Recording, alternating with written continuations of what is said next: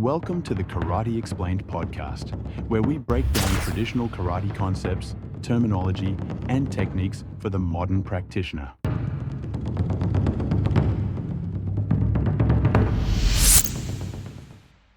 Hi, I'm Mike Williams Kyoshi and lifelong student of karate.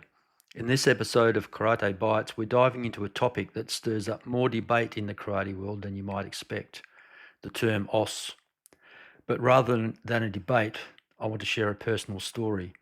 This isn't about right or wrong, it's about perspective. So let's begin. If you've trained in karate, you've almost certainly heard the term OS. It's used as a greeting to show acknowledgement, spirit, respect, or readiness.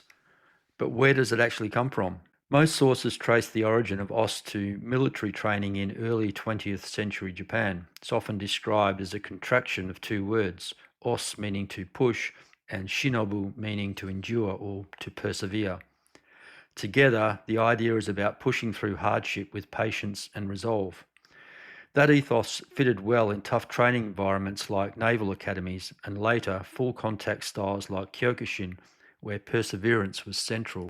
But over time, the word also took on new connotations, including links to subcultures like Yakuza, where os was used as a rough form of acknowledgement, like saying yeah or got it in a hardened tone.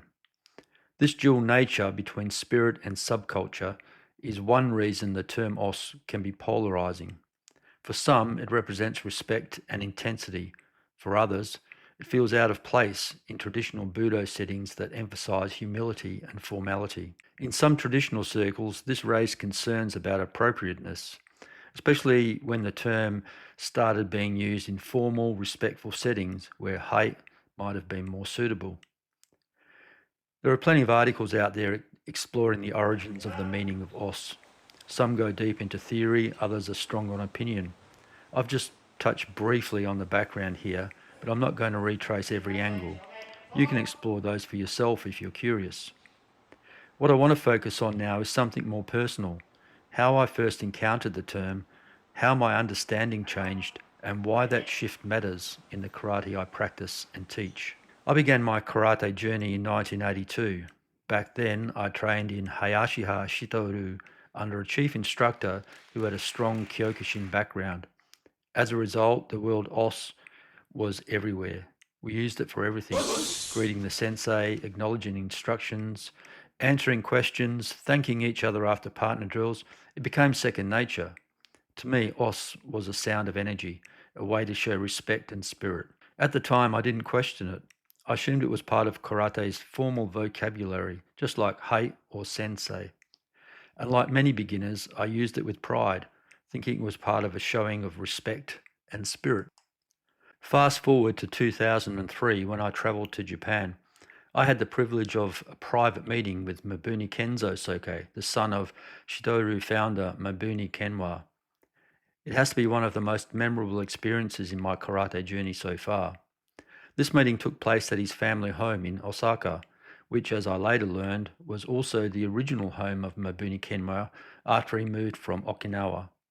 Sitting there surrounded by the legacy of Shito-Ryu, I had a chance to ask him many things, but one question stood out. I asked him, Soke, what are your thoughts on the term os?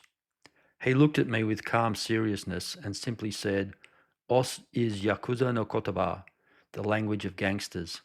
I never used that term and I don't want it used by my students. In training, the proper acknowledgement is hei. That answer was powerful, not just because of what he said, but who he was. Mabuni Kenzo wasn't just passing on a preference, he was preserving the character and intent of his father's karate. That moment reshaped how I understood dojo culture. Until that point, I'd used the term os in training for over 2 decades. But after hearing those words from Mabuni Kenzo with such clarity and conviction, I made a decision. Not because I thought I'd been doing the wrong thing, but because I realized that os didn't belong in my tradition. Not because it lacked value elsewhere, but because it wasn't part of the legacy I was entrusted to carry forward. Now, I don't criticize others for using os, especially when I know how deeply embedded it is in some karate systems, particularly Kyokushin and others. It often comes with strong intent, energy, and camaraderie. But for me, the word carries a weight I can't ignore. It's not about political correctness or rigid tradition. It's about honouring what was passed down to me. If Mabuni Kenzo Soke, representing his father's art, was clear about OS not aligning with Shito-Ryu, then that's something I choose to respect. When students ask me why we don't use the term OS in our dojos, I'll tell them this story. It's also a teaching moment. I just don't say to them because we don't. I explain that words have weight and that karate isn't just about technique, it's about intention. We say, hey, not because it's better, but because it aligns with the lineage and spirit of what we do. It's a clear, respectful way to acknowledge instruction. I also encourage them to stay curious, ask questions, don't accept traditions blindly, but when they do understand them, stand by them. So that's my take. Not a rule book, just a reflection from a long path in karate. OS may mean perseverance, respect, or unity to some, but to others, like Mabuni Kenzo Soke, it represented something very different. The beauty of karate is that it gives us the space to explore those contrasts with humility.